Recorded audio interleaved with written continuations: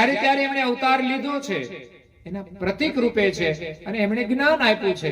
એ જ્ઞાન શ્રવણ કરીને આપણી દ્રષ્ટિને નિર્મળ કરવાની છે.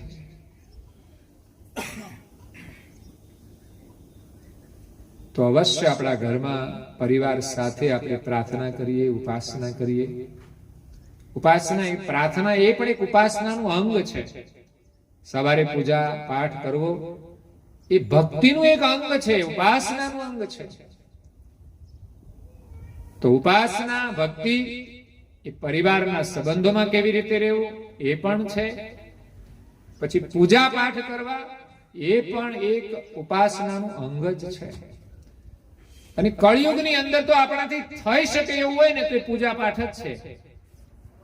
ઉપવાસ કરીએ તો એકાદ દિવસ નો આપણે ઉપવાસ કરીએ, એક ટાઈમ નો કરીએ કે એક દિવસ નો કરીએ.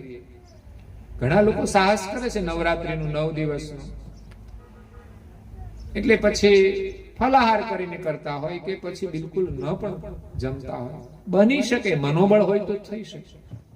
ઘણા લોકો બીમાર રહે તો 15 દી કશું ખાઈ શકતા નથી તો ઉપવાસ જ કરે છે, તો એ નથી જીવતા, તો જીવી શકે.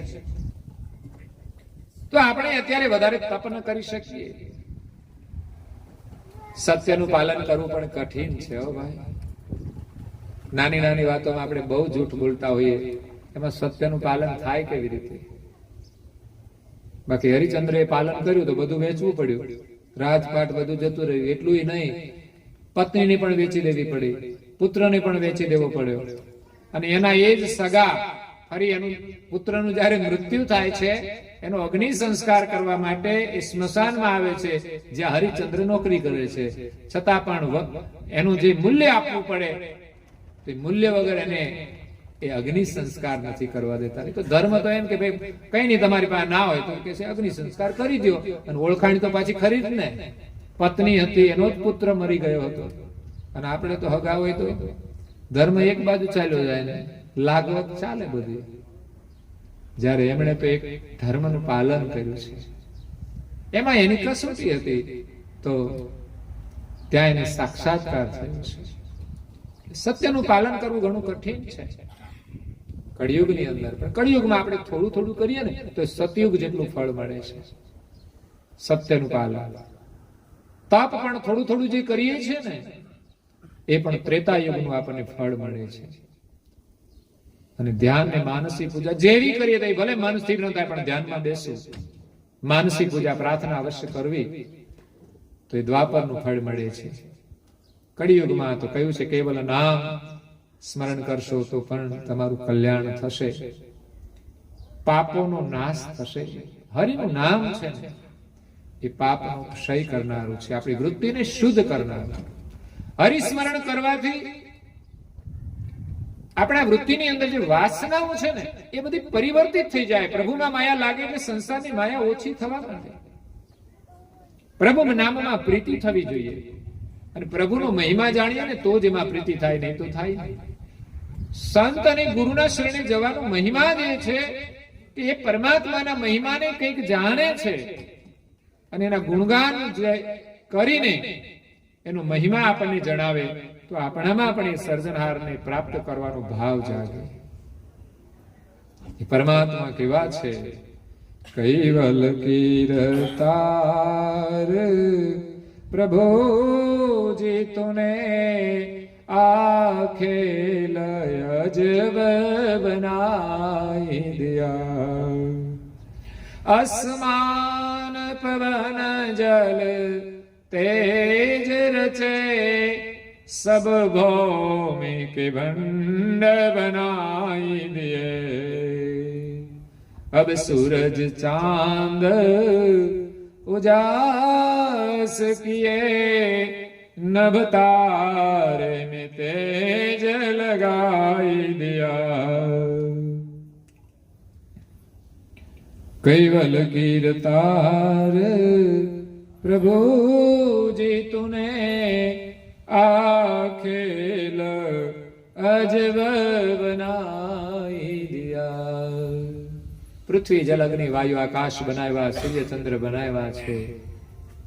એ પરમાત્માનું આપણે સ્મરણ કરવાનું છે.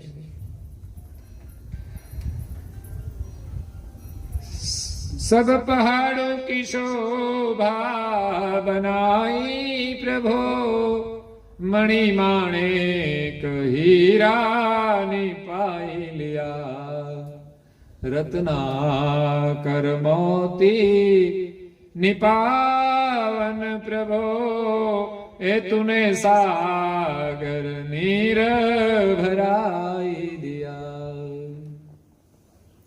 પહાડો કી શોભા બનાવી પ્રભુ, પહાડો બનાવ્યા છે એની પણ એક અનેરી શોભા છે, અને વ્યર્થના નથી બનાવ્યા, એની અંદર કિંમતી રત્નો પડેલા છે, મણિ માણેક હીરા નિપાઈ લિયા, અને રત્નાકર મોતી નિપાવન પ્રભુ, પરમાત્માએ રત્નાકર બનાવ્યો, સાગર બનાવ્યો, એની અંદર મોતી પડેલા છે,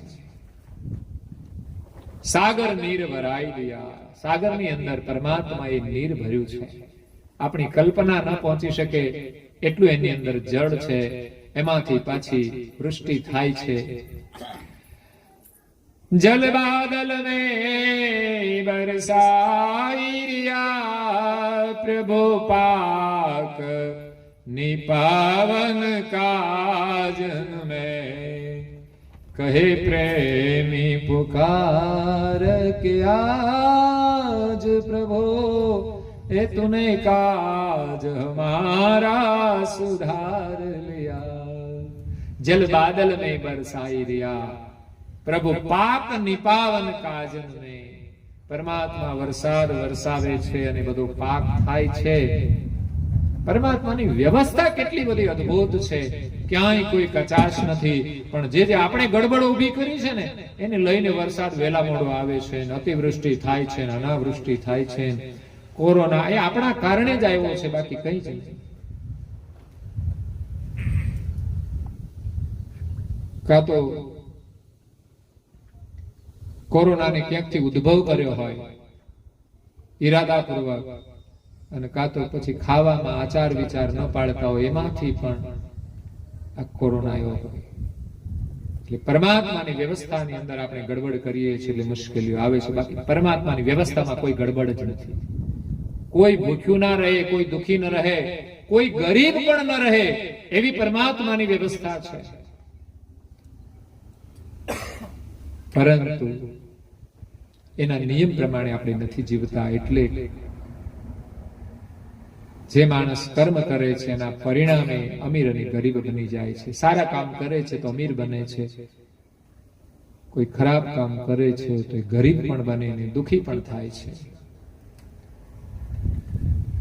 બન જાડો કી લીલા બનાઈ પ્રભો, पशु पंखी मनुष्य की छाई लिए, जन रोग निपावन काज प्रभो, ए तूने बूटी काटे का लगाई दिया। कैवल कीर्तार प्रभो जी तूने आ खेल अजब बनाई लिया। बन झाड़ों की લીલા બનાવી પ્રભુ, વન બનાવ્યા, ઝાડ બનાવ્યા, એ પણ એક પરમાત્માની અદ્ભુત લીલા છે। કંઈક માણસ માટે જરૂરી હશે, કંઈક પશુઓ માટે જરૂરી હશે, કંઈક કીટ માટે જરૂરી હશે, દરેક વનસ્પતિ કોઈને કોઈને માટે ઉપયોગી છે। એવું નહીં કે આપણા માટે જે ઉપયોગી નથી એ બધું નકામું છે। પરમાત્માનું બનાવેલું બધું જ કામનું છે। નકામું તો આપણે કંઈક કરતા હોઈશું, બાકી એમણે તો કશું નકામું કર્યું જ નથી। बन झाड़ू की लीला बनाई प्रभु, पशु पंखी मनुष्य की छाई लिए। एक तो वृक्षो बनाव्या छे, पशु पक्षी અને મનુષ્યની છાયા માટે બનાવ્યા છે। માણસ તો કદાચ કોઈના આશ્રય રહે, એને આશ્રય હોય તો આશ્રયમાં રહે, પણ ઘણા લોકો એવા છે એને આશ્રય નહીં હોય, તો એના માટે તાપની અંદર આશ્રય કદાચ વૃક્ષ બની જાય, તો એ મનુષ્યની છાયા માટે પણ છે। આપણા ઘરમાં પણ આપણે લીમડા વાવ્યા છે, ઝાડ વાવીએ છીએ, એના નીચે ખાટલો ઢાળીને સૂઈએ છીએ, બેસીએ છીએ, અત્યારે ગાડીઓ મૂકવી તો ગાડીઓ મૂકીએ છીએ, પણ છાયા તો આપે છે. રસ્તે કોઈ પથિક ચાલ્યો જતો હોય, તાપ હોય, કોઈ ઝાડવું જ ના હોય તો માણસ કેટલું દુઃખી થઈ જાય. પણ વચ્ચે વચ્ચે કઈક ઝાડવા આવે, તાપ લાગે ને એટલે એની નીચે બેસીને એ શીતળતા પ્રાપ્ત કરે છે, એનો થાક ઉતારે છે. લોકો ખેતરમાં કામ કરતા હતા, બપોરે મધ્યાહન સમયે ભોજન આવતું, ભાત આવતું. ખાવામાં તો ભાત ના હોય પણ ભાત આવતું. સવારે શિરામણ હતો અને સાંજે વાળું હતી.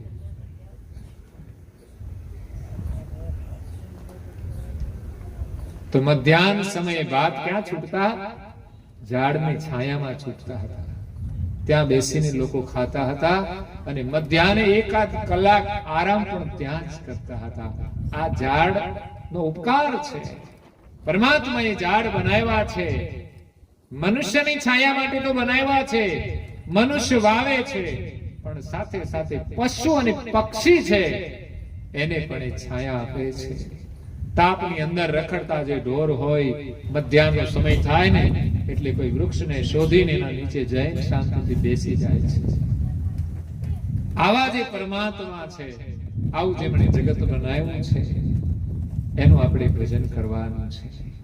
અને વૃક્ષો માત્ર એટલું જ નથી કામ કરતા. जन रोग निपावन काज प्रभु तूने बुट्टी का टेका लगाई दिया. ભગવાનને ખબર જ હતી કે માણસ છે ને ખાવામાં ધ્યાન નહીં રાખે એટલે માંદો તો પડવાનો જ છે. માપનું ખાય તો વાંધો ના આવે, પણ વધારે ખાવાનો જ છે.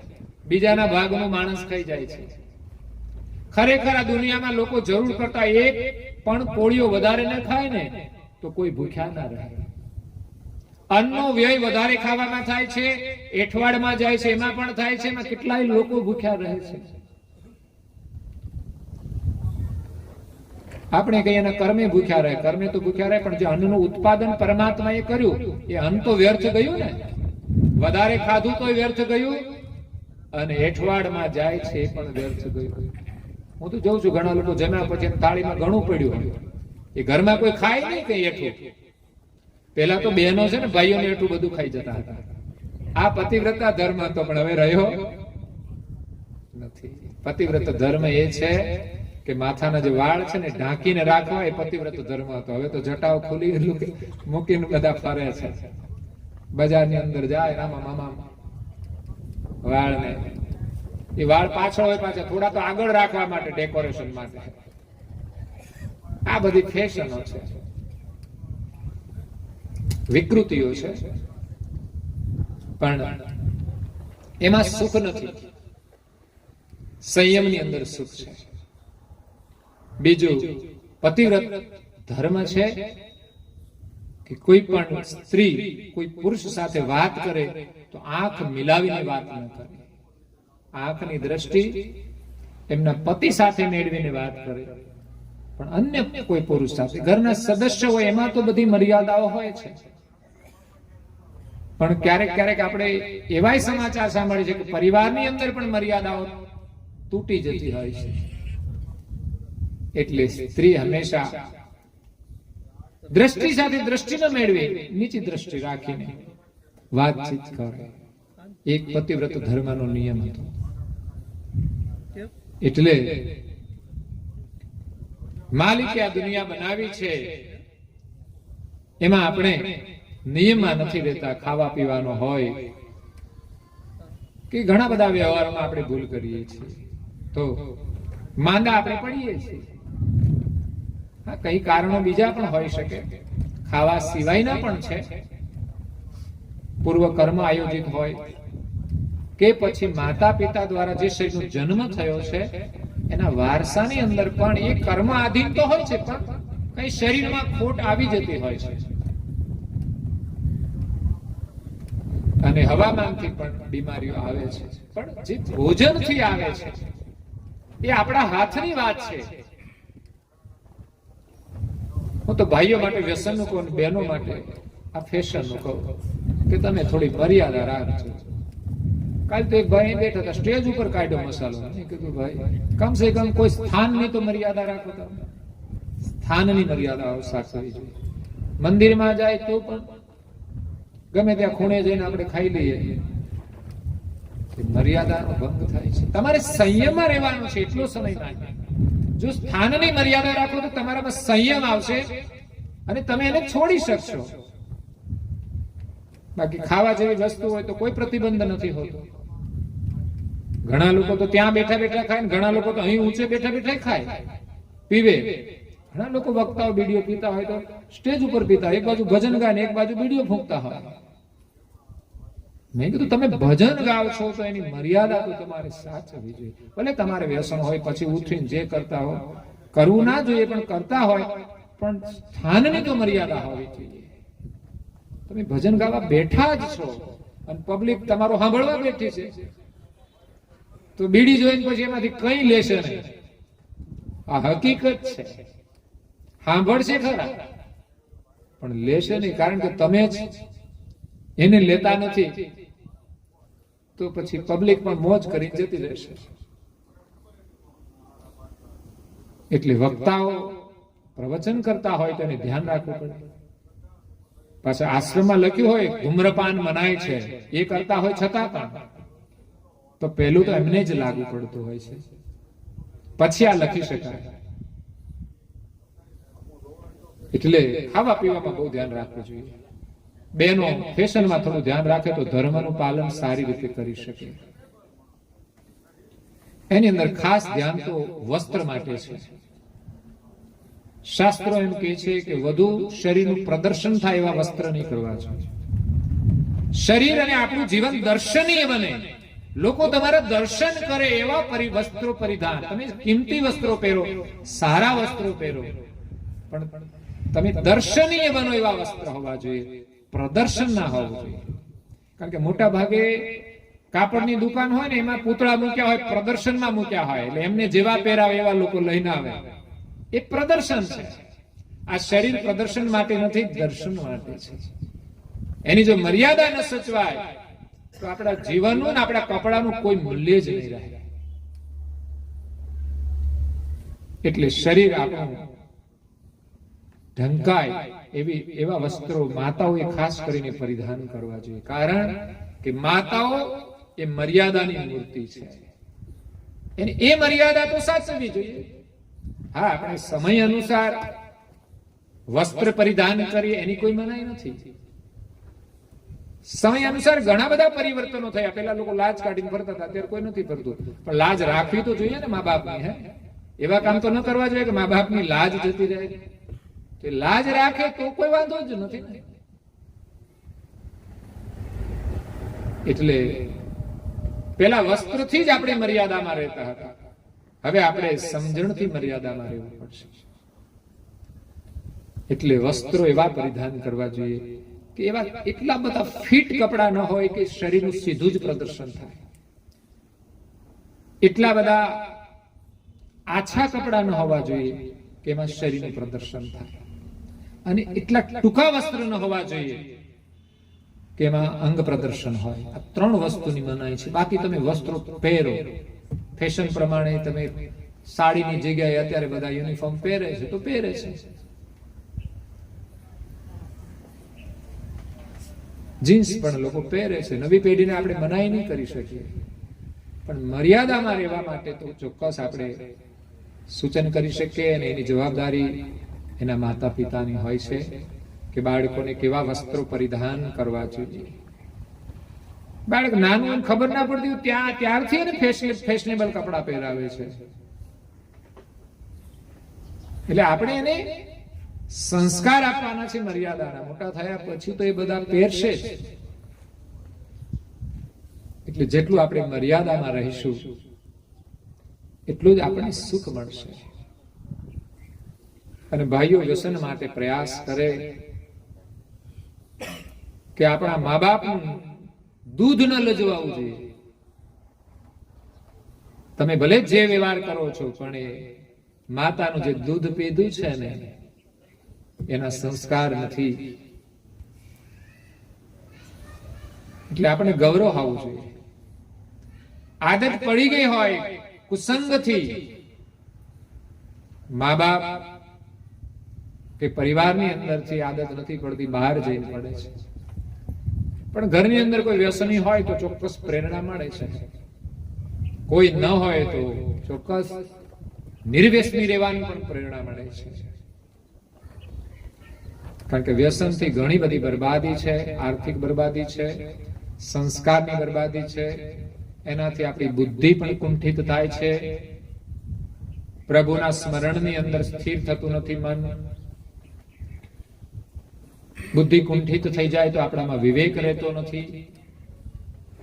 એટલા માટે વ્યસન અને ફેશન મુક્ત બનીએ, પરિવારની અંદર બધા પ્રેમથી રહીએ અને આધ્યાત્મિક માર્ગે આપણે પરમાત્માની ખોજ કરીએ.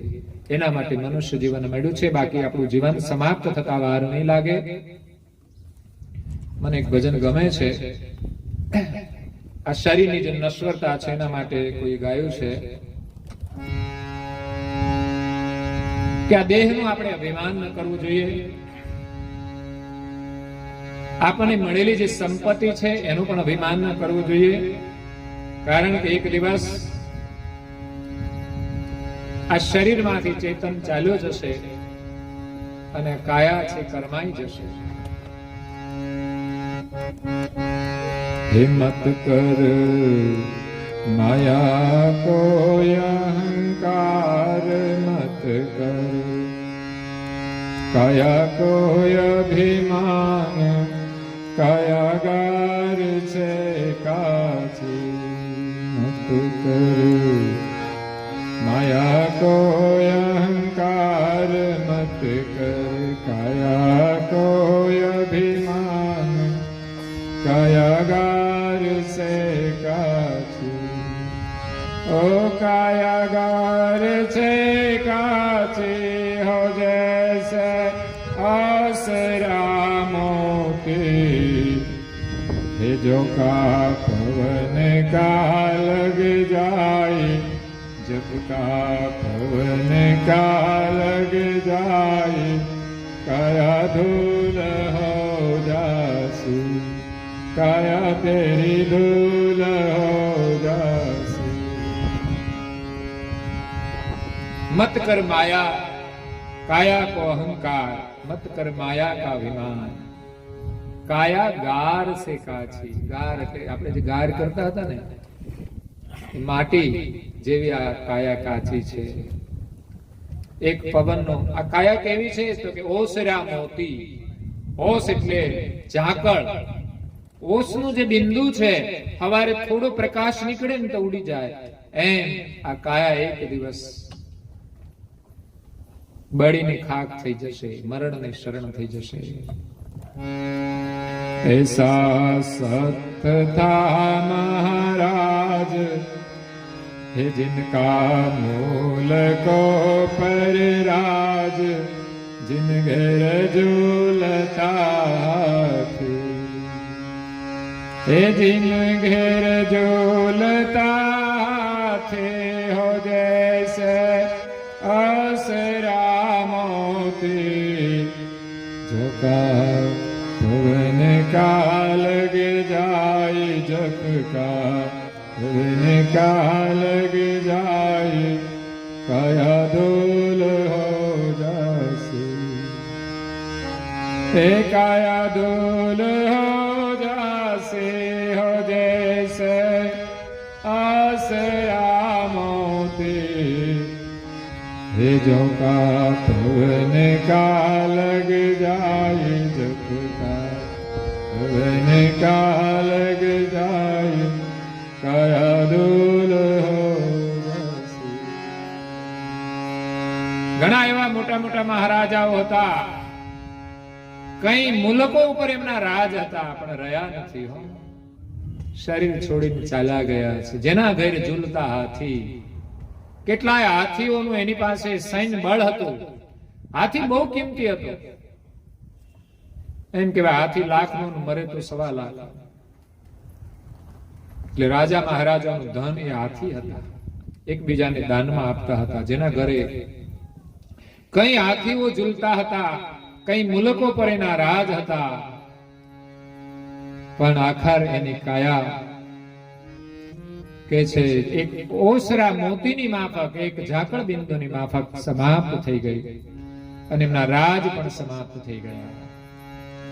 હે ભર્યો સિંદરા में तेल, जहाँ से रचियो है सब खेल, जल रही दिया की बाती,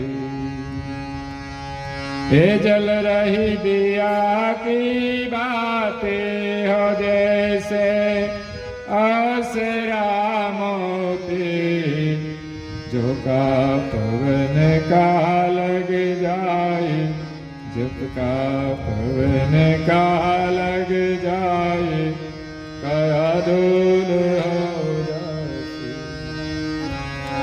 काया धूल हो जासे, हो जैसे आसरा मोती, जो का पवन का लग जाए, जब का पवन का लग जाए, काया धूल.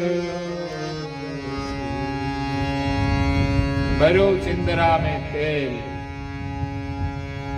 આજે શરીર છે એની અંદર જે તેલ રૂપી જે જીવન ભર્યું છે, શ્વાસ ભર્યો છે, એને લઈને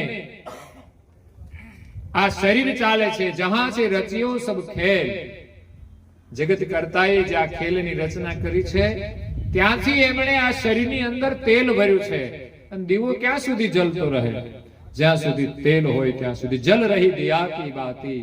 આ બધા દીવા છે ને બધા અત્યારે આમ પ્રગટેલા દેખાય છે, પણ કેવી રીતે કે જ્યાંથી આ જગતનો ખેલ રચ્યો છે એ જગત કરતાય એની અંદર શ્વાસ ભર્યો છે. એટલે આપણે બધા જીવીએ છીએ અને આંખની આ જ્યોતિ છે બધું જોઈ રહી છે. જલ રહી દિયા કી બાતી. પણ આ કાયા છે અમર નથી.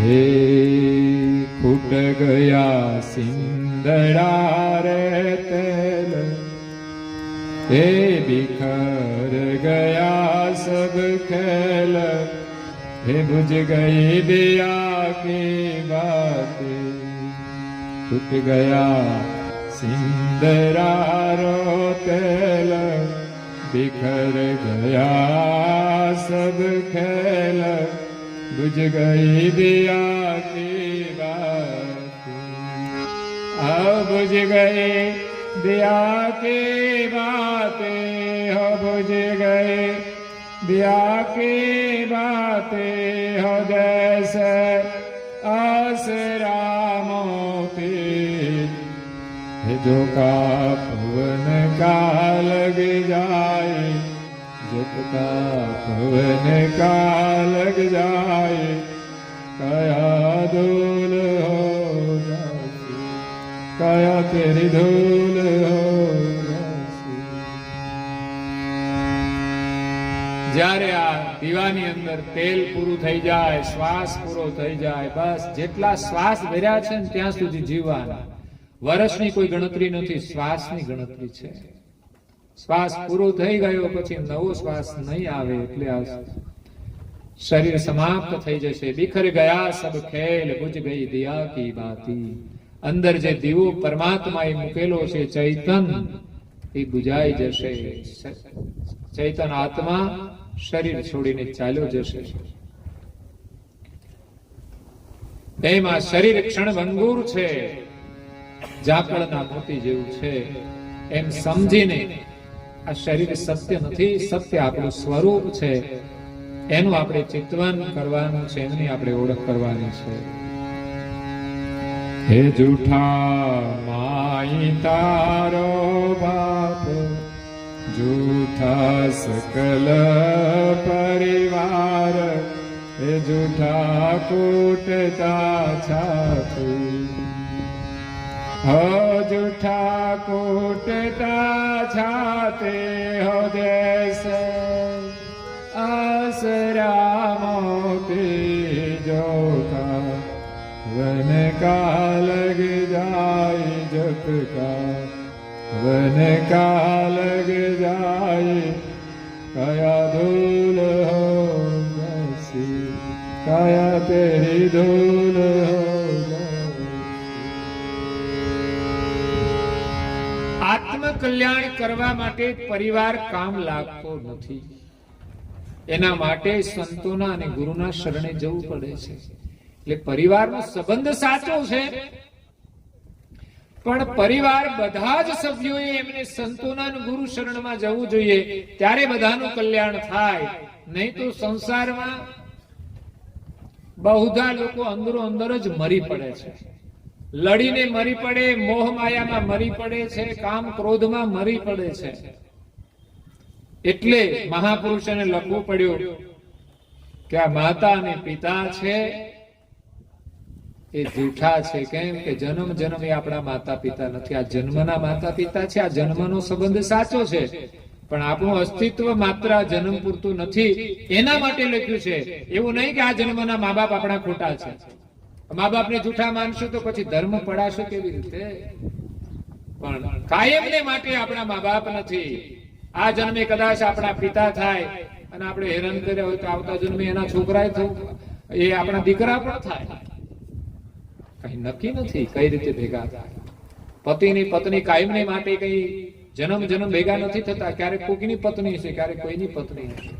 પણ એક જન્મમાં બેની પત્ની નહીં થવું જોઈએ. જન્મ જન્મ પછી ખબર ન હોય, એ આપણા કર્મ પ્રમાણે થાય. આ જન્મમાં ક્યાંય પણ વાસના બંધાય ને, એક પતિ સાથે સંબંધ હોય ને બીજાની સાથે વાસના બંધાય એટલે સમજવાનું કે આની સાથેથી કોઈ દિવસ છૂટાછેડા થશે ને પેલાની સાથે ગમે ત્યારે સંસાર માંડવો પડશે. આ વાસનાનું પરિણામ છે. કાયમને માટે કોઈ કોઈના પતિ નથી, પત્ની નથી, માતા નથી, પિતા નથી. માટે આ વ્યવહાર જૂઠો છે. કારણ કે આપણા અસલી માતા તો એક પરમેશ્વર છે. અસલી માં એ ગુરુ છે અને પિતા પરમેશ્વર છે. આ ચૈતન્યના જો કોઈ પિતા હોય તો કર્તા માલિક છે, અને આ ચૈતન્યના જો કોઈ ગુરુ હોય જન્મ આપનાર તો એ ગુરુ છે, માતા છે. કારણ કે જ્યાંથી કોઈ પણ મનુષ્ય ગુરુ પાસે દીક્ષા લે ત્યારે જ એનો જન્મ થાય છે. ગુરુ કરે એટલે માતા એને જન્મ આપે અને પિતાની ઓળખ કરાવે કે તારો આ બાપ છે. એટલે જૂઠા માય થારો બાપ, જૂઠા સકલ પરિવાર. એ રીતે પ્રપંચ જે કરે છે પરિવાર માટે, એ પરિવાર જૂઠો છે. બાકી પરિવાર જો સાથે મળીને બધા જ પરમાત્માનું ભજન કરે તો એ પરિવાર સાચો છે. જૂઠા કૂટતા છાતી. ઘણા લોકો પરિવાર માટે છાતી પણ કૂટતા હોય છે. કારણ કે યુવાન અવસ્થામાં પતિ મરી જાય એટલે એનો તો સ્વાર્થ હોય એટલે છાતી કૂટે, બાકી કોઈ મતલબ નહીં કે હવે કમાશે કોણ ને મારું ભરણ પોષણ કોણ કરશે. અરે ઉપરવાળા ઉપર વિશ્વાસ રાખ, કર્મ પ્રમાણે જીવન એનું પૂરું થઈ ગયું. હવે છાતી કૂટવાનો કોઈ પ્રશ્ન જ નથી. પણ જૂઠા લોકો છાતી કૂટે છે. જીવતા હોય ત્યારે લડતા હોય, મર્યા પછી છાતી કૂટવાની. મા બાપને જીવતા તમે સાચવો પછી કઈ કરવાનું રહેતું જ નથી. ભલે આપણે કર્મકાંડ તો એક પરંપરાગત કરીએ છીએ, પૌરાણિક માન્યતા પ્રમાણે કરીએ છીએ, બાકી કલ્યાણ એ કર્મકાંડથી નથી. એમાં લખ્યું છે તમે આ બધું કરો એટલે એનું કલ્યાણ થઈ જાય, પણ કલ્યાણ સાથે એનો સંબંધ નથી. એ જે કર્મકાંડ થતું હતું એના પાછળ પુણ્યદાન થતું હતું, એ એક સેવા કાર્યની અંદર વપરાતું હતું. એનું પુણ્ય આપણને મળે એ જ ઉદ્દેશ છે. બાકી કલ્યાણ તો જીવે પોતાને સ્વયં કરવાનું છે. એ માતા દિવાળીબા એમણે બાળકોને સંસ્કાર આપ્યા, એ બધા સુખી છે. એ મા બાપના આશીર્વાદ છે. પણ જતા જતા કરુણાસાગર મહારાજની કંઠીનો અમર મંત્ર લેતા ગયા છે. એટલે જન્મ જન્મ જન્મ સુધી એ મંત્ર એનો સાથ નહીં છોડે અને એનું કલ્યાણ અવશ્ય કરશે. તમે બધાએ કથા સાંભળી છે ને, ઉપાસના કરી છે, પ્રાર્થના કરી છે, એનું ફળ છે કે તમને મનુષ્ય જીવન અવશ્ય મળશે. એનું આ પરિણામ છે. અને અમારી પણ પ્રાર્થના છે કે તમારી જે પ્રાર્થના કરે ને એને કમસે કમ મનુષ્યનો જન્મ તો અવશ્ય તમે આપજો. એટલે દિવાળી બા એક ઉત્તમ જીવન જીવીને ગયા છે. આ ચોપાઈ થોડી પૂરી કરી દો, અંતમાં એની રજૂઆત કરી દો. હે લાલ મેં કા લાલ તેરા कौन क्या हवाल,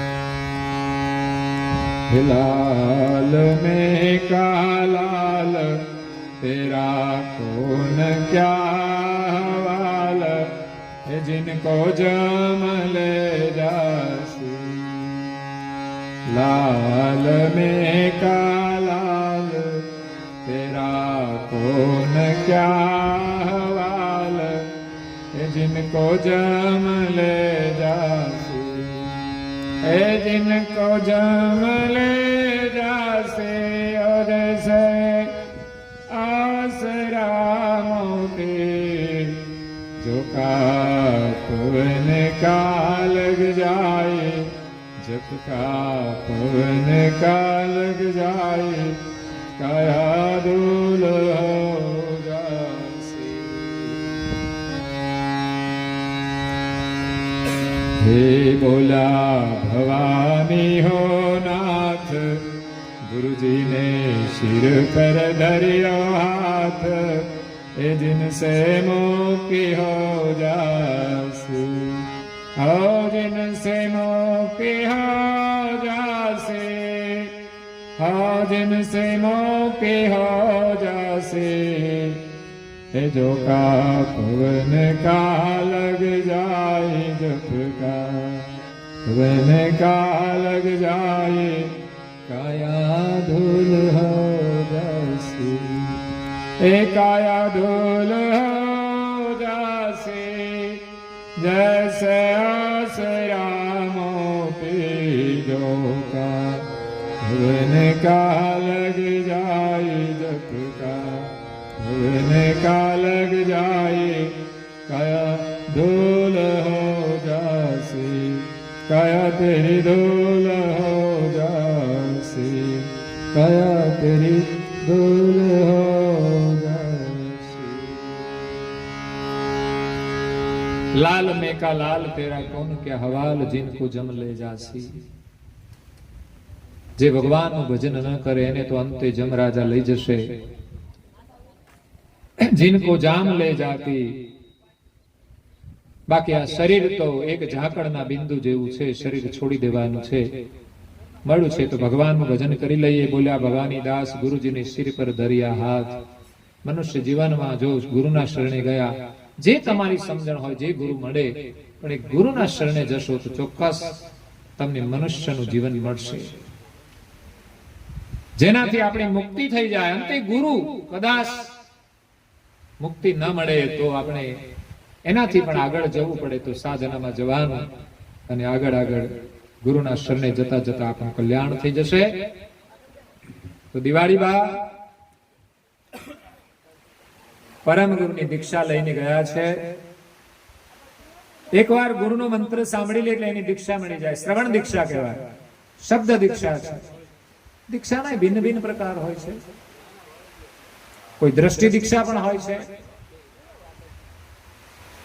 એમ કહેવાય છે કે શ્રવણ દીક્ષા છે શબ્દ દીક્ષા છે દ્રષ્ટિ દીક્ષા છે તો આજે આપણને સૌને એક શબ્દ દીક્ષા પણ મળી કથા શ્રવણ કરવાથી શબ્દ દીક્ષા મળે મંત્ર શ્રવણ કરવાથી શબ્દ દીક્ષા મળે છે ક્યારેક એવા દિવ્ય મહાપુરુષની દ્રષ્ટિ પડે તો દ્રષ્ટિ દીક્ષા પણ મળી જાય છે કદાચ એમના ચરણનો સ્પર્શ કરી લઈએ તો સ્પર્શ દીક્ષા પણ મળી જાય છે તો આજે દિવાળીબાએ પોતાના જીવનને સફળ કરીને બાળકોને જે આશીર્વાદ આપ્યા છે અને બાળકોએ પણ મા બાપની આજ્ઞા પાડી એમની સેવા કરીને ખરેખર આશીર્વાદ મેળવ્યા છે મા બાપ તો આશીર્વાદ આપતા જ હોય છે પણ છોકરા લે તો થાય ને પાછું દીકરાઓએ જે સેવા કરી છે એ માતા પિતાના આશીર્વાદથી મોટી મુશ્કેલીઓમાંથી પણ એ બચી ગયા છે એવી મુશ્કેલીઓ હતી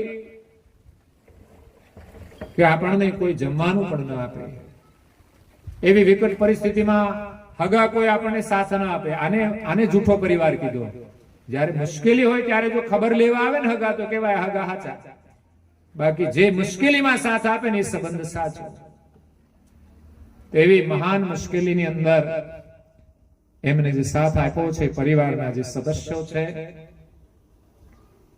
એમના તો 3 દીકરા છે નાથાભાઈ છે રમેશકુમાર છે ભૂપતભાઈ છે ત્રણેય દીકરાઓ આજ્ઞાંકિત છે અને માતાનો આદર કરે છે પણ વિશેષ રમેશભાઈએ પોતાનું જે યોગદાન આપ્યું છે કે વિશેષ એમની સાથે રહેતા હતા અને બધી સેવાઓ, ભાઈઓને પણ વિશેષ સહકાર આપ્યો છે આગળ આવવા માટે. તો વિશેષ એમનું યોગદાન રહ્યું છે એ એના માતા પિતાના આશીર્વાદ છે. વિકટ પરિસ્થિતિમાંથી બહાર નીકળ્યા છે એમાં પણ એના આશીર્વાદ છે. સાથે ધર્મપત્નીનો પણ એક ઉમદા સહકાર છે. ઘરમાં સાસુ ને બહુ ઝઘડે નહીં તો એની અંદર બંનેનું યોગદાન હોય. સાસુનો સ્વભાવ પ્રેમાળ હોય અને એવી જ પુત્રવધુ હોય ત્યારે એ ઘરની અંદર દેવતાઓ વાસ કરે છે. એક આદર્શ પુત્રવધુ બને એ જ આદર્શ સાસુમાં બને. તો એક પરિવારની અંદર એ સંસ્કારની પરંપરા છે કે પરિવારમાં બધા પ્રેમથી રહે છે. તો એમના દીકરાઓ છે એ પણ સાથે પ્રેમથી રહે છે, એમની પણ પુત્રવધુઓ છે એ પણ સાથે પ્રેમથી રહે છે. બીજા પરિવારજનો, 2 દીકરાઓ છે એ પણ એના પરિવારની અંદર એમના માતા પિતાના આશીર્વાદથી સુખેથી રહેતા હશે, એમાં કોઈ શંકા નથી. તો પરમ ગુરુની ખૂબ પ્રાર્થના છે એમના આશીર્વાદથી દિવાળીબાનો જે પરિવાર છે સુખી રહે અને એનું આખું કુટુંબ છે એ પણ આજે અહીંયા પરમ ગુરુના આશીર્વાદને પાત્ર છે. કારણ કે અહીંયા નિર્ણય પારાયણનો કર્યો છે રમેશભાઈએ. 3 ભાઈઓ છે, નહીં તો ઘણી જગ્યાએ 3 ભાઈ હોય ને એક કરાવ હોય ને તો 2 ના પાડે, એટલે પછી થાય નહીં, આવું બનતું હોય છે. પણ અહીંયા એવો કોઈ ભેદભાવ નથી. દરેક કાર્યની અંદર બધા જ ભાઈઓ સાથે મળીને કામ કરે છે. એ જ એક મોટું પુણ્ય કાર્ય છે, એ જ મોટો ધર્મ છે અને એના દ્વારા પણ મનુષ્ય એમને પુનઃ માનવ જન્મની પ્રાપ્તિ થાય છે. તો દિવાળીબાના સદગત આત્માને આપણે સૌ શ્રદ્ધાંજલિ આપવા માટે આવ્યા છીએ. અને હું તો પ્રાર્થના કરું છું કે જે બધા બેટા બધા જ 100 વર્ષના થાય. તો ઘણા લોકો સામેથી ના પડે, ના ના ના ના અમારે 100 વર્ષ જીવવું નથી. હેરાન થવા કે 100 વર્ષ જીવવાનું વહુઓના, એવું શા માટે હોવું જોઈએ? પણ હોય એટલે પછી ઈચ્છા ના રહે. બાકી 100 વર્ષ જીવીએ એ ભગવાનના આશીર્વાદ છે અને સ્વસ્થ જીવન જીવીએ. અને ભગવાનનું નામ તો આ જીવનમાં જ લેવાનું છે. આપણે આ જન્મમાં જો વધુ જીવવાની માંગે તો મનુષ્ય જીવન મળશે? કારણ કે મનુષ્ય જીવન જીવવા જ નથી માંગતા તો પછી ક્યાં જવાનું છે? 100 વર્ષ નથી જીવવું તો જાવું છે ક્યાં? દુઃખ તો આવીને ઊભું જ રહેવાનું છે. દુઃખમાંય પણ આપણે મનુષ્ય જીવનમાં બસ ભગવાનનું સ્મરણ થાય એ માંગો. બાકી જેટલું જીવન હોય સ્વીકારી જ લો. મૃત્યુ શા માટે આવે? મોત તો શરીરનું આવવાનું છે, આપણું તો નથી આવવાનું. એ ભાવનાથી આપણે જીવીએ. દુઃખ તો હોય છે, થોડું સમજણથી સહન કરવાનું છે અને પ્રભુના સ્મરણથી ઓછું કરવાનું, બસ બીજું કંઈ જ નહીં. કર્મ સંજોગે મળતું હશે દુઃખ, એમ સ્વીકારવાનું. અને બીજું હરિમાં તમે મન લગાડો ને તો સ્વાભાવિક ઓછું થાય છે. કંઈક સારું કામ કરશો ને સારો સંકલ્પ કરશો ને તો ઘરના પરિવારથી જે ત્રાસ હોય ને એ પણ છૂટી જશે. ના છૂટે તો આપણા માનવાના નહીં, બીજું કઈ નહીં. ના માને આપણું આપણા નહીં માનવાના, એને જૂઠો પરિવાર કયો છે. ન માને એટલે જૂઠો પરિવાર. માને ને ભેગા રહેતો આ પરિવાર સાચો છે. 2 ભાઈ ન બોલતા હોય તો ભાઈ શાના કહેવાના જ નહીં, તો એ ભાઈ નથી. બસ આ જૂઠો પરિવાર છે. બાકી પરાયા નહીં, તમે પોતાનું માનો તો એ આપણું ભાઈ જ છે ને. સંકટ સમયે આપણી આ બાજુમાં આવીને ઉભો રહે આપણો ભાઈ, બીજો કોણ ભાઈ હોય? એક હોંસરીએ જ રહેતા હોય એવું થોડું છે? અત્યારે તો શહેરમાં જાય બધા જુદા જુદા જ બંગલા રાખે છે. એમ ભાઈઓ ગમે ત્યાં રહેતા હોય. એટલે દિવાળી બાના ખૂબ આશીર્વાદ છે કે 3 બાળકો સુખી છે અને એમના પાછળ આજે રોજ કંઈક ને કંઈક ધાર્મિક વિધિ વિધાન થાય છે. એ સદગત આત્માને શ્રદ્ધાંજલિ આપે છે અને સદગત આત્મા પણ સ્વેચ્છાએ શરીર છોડીને ગયા છે, પૂર્ણ જીવન જીવીને ગયા છે. પુનઃ માનવ જન્મ મેળવી ઉત્તમ પરિવારની અંદર ફરી જન્મ લઈ અને પોતાની સાધના આગળ વધારે. પુનઃ સંજોગ હોય તો બધા ભેગા થાય, ભાવના હોય તો અને ફરી પાછા મળીએ. તો અહીંયા આવ્યા છે બધાના માટે ભગવાનના ખૂબ આશીર્વાદ છે. ભગવાનની કૃપા તમારા પર વરસતી રહે. તમે સત્સંગ શ્રવણ કર્યો છે એ જ મોટું પુણ્યનું ફળ છે. એના દ્વારા જ આપણું સૌનું કલ્યાણ પરમાત્મા કરે છે. આપણે બધા જ વચ્ચે નિમિત્ત છીએ. તો જીવનમાં આવો જ્યારે લાભ મળતો હોય ને ત્યારે અનુકૂળતા લઈને લાભ લઈ લેવો. સમય ચાલ્યો જાય પછી આ લાભ મળતા નથી. અને ભગવાને જો આપણને આપ્યું હોય તો કંઈક સેવા કાર્યની અંદર આપણે યોગદાન કરવું જોઈએ. આગળ તો અમારા જેઠોલી ગામે ઘણી બધી સેવાઓ આપી છે. રમેશ કુમારે વાસણ માટે 51,000 રૂપિયા આપ્યા હતા, બાંધકામ માટે પણ આપ્યા હતા 51,000 રૂપિયા. તો ખૂબ ખૂબ ધન્યવાદ છે. અને આજે બહુ મોટી સેવા અમારા માટે છે કે એમને દિવ્ય સત્સંગ પારાયણ કરાયું છે. એ બહુ મોટું એનું યોગદાન છે. એમની અમારા પ્રત્યેની એક આત્મીય ભાવનાનું આ એક પ્રમાણ છે. એટલે બાના પાછળ કૈવલ્ય જ્ઞાન સત્સંગ પારાયણ કર્યું છે. એ બાના માટે તો આશીર્વાદ રૂપ છે, પણ મને લાગે છે કે આખા પરિવાર માટે આશીર્વાદ રૂપ બની ગયું છે. તો ખૂબ ખૂબ ધન્યવાદ છે. અને ફરી પાછો આવો આપણને લાભ લેવાનો યોગ મળે એવી પરમ ગુના શરણમાં પ્રાર્થના કરીએ. કૈવલધામવાસી દિવાળીવાના સદગત આત્માને પરમ ગુરુ પરમ શાંતિ અર્પણ કરે, એના સાનિધ્યમાં નિવાસ આપે અને પરિવારોની અંદર સહાનુભૂતિ આપે. માં તે માં છે. ઉંમર થયા પછી પણ એક માનું સાનિધ્ય આપણે ગુમાવવું પડે, એક બહુ મોટી ખોટ છે. રોજ આપણને માના દર્શન થાય, આશીર્વાદ છે.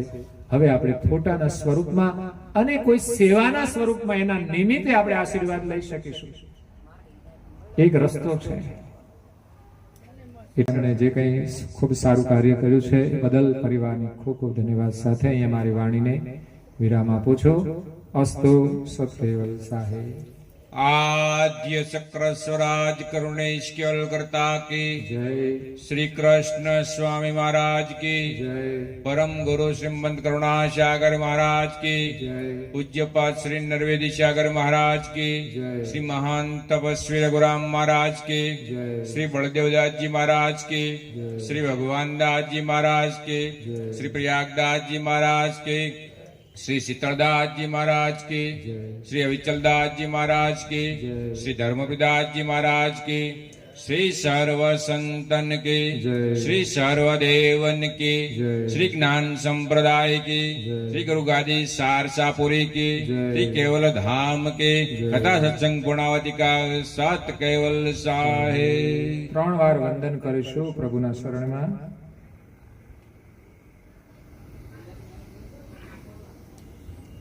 કૈવલ હંસો સાત કેવલ સાહેબ. આજુબાજુ બેઠા છે એમને પણ સત કેવલ સાહેબ કહેજો. સત કેવલ સાહેબ. પરમ ગુરુએ આત્માને શાંતિ સાચી કે સુખ સ્વર્ગના આશાઓ રે વિનતે દ્યો દેહ દુર્લભ માનવીનો ભજન કરવા ભાવથી સાચો બતાવી રૂપ શ્રી પ્રભુ એ હૃદયે સ્થાપજો.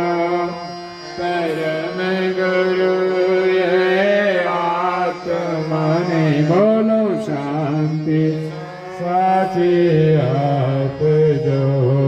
પરમ ગુરુએ આત્માને શાંતિ આપજો. પરમ ગુરુએ આત્માને શાંતિ સાચી આપજો.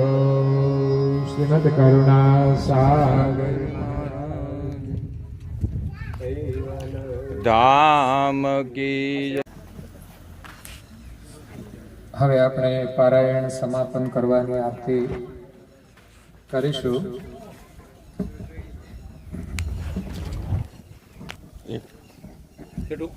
હા પેટા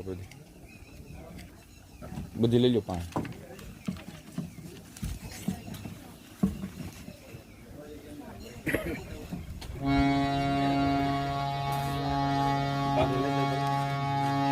શ્રીમતી કરુણા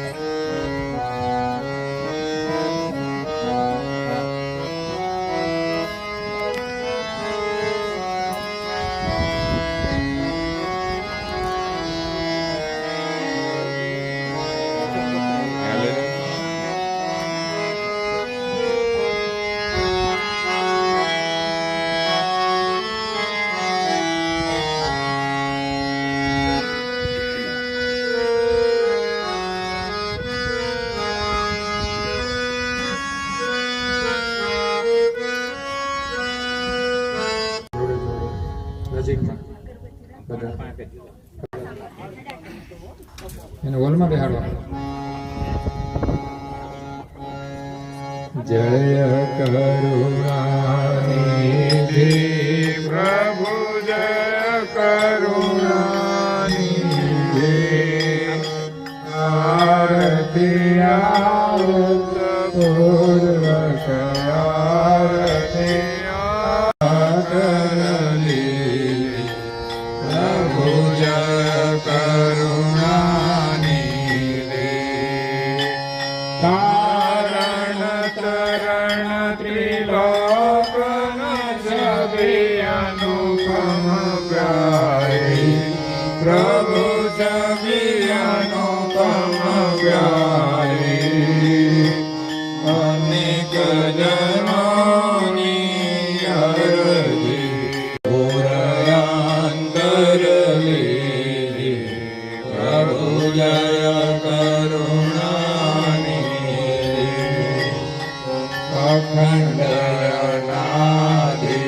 અખંડનાધિપદની પ્રભુ જાણ સંશય સગળા નિવારે સંશય સગળા નિવારે ભક્તિ શુદ્ધ કીધી પ્રભુ જય કરુણાનિધિ શરણ શરણ નો મહિમા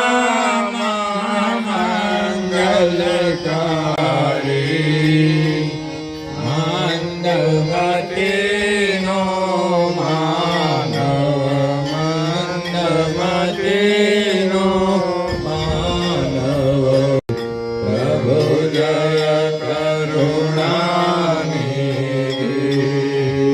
કરુણા સાગર નામ તમારું અવિચલ પદવાસે પ્રભુ અવિચલ પદવાસે શરણાગતને શાનમાં શરણાગતને શાનમાં શ્રી બતાવી સીધી પ્રભુ જય કરુણાનિધિ જય કરુણાનિધિ પ્રભુ જય કરુણાનિધિ આરતી આરત પૂર્વક સુરતા કર લીધી પ્રભુ જય કરુણાનિધિ પ્રભુ જય કરુણાનિધિ પ્રભુ જય કરુણાનિધિ ઓમ વંદો ગુરુ ચરણ શરણ સામ્રત કીર્તાન જેનો માન જુગ સદશુ શિર સરદાર सकल देवन के देव विलोकन सर्वातीत सर्वज्ञ ભવય વિલોકન પ્રથમ બધાને આરતી લઈ લીધી સમજ કોઈ લીધી બીજે વિલાસિક કરત નિવાસ જન સંત ભવન સુદાયક અંતરયામી આવો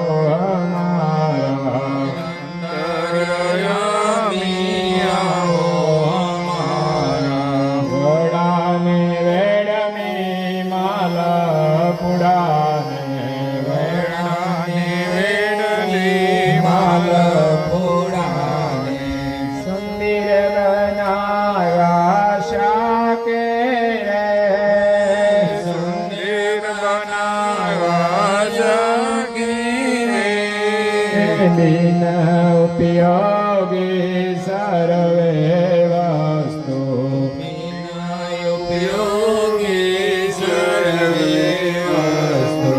દીધી છે તમે ત્યાગે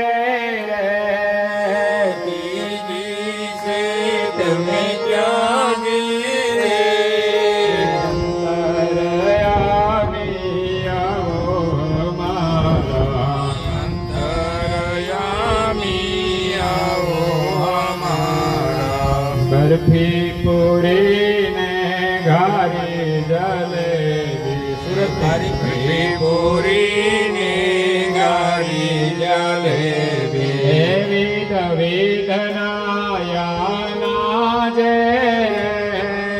બન ભોગ ભલા મેં તો દરાવા સપન ભોગ ભલા મેં તો ડરાવા હે સર્વે સજિયા સાજે સર્વે જન્યા સાધે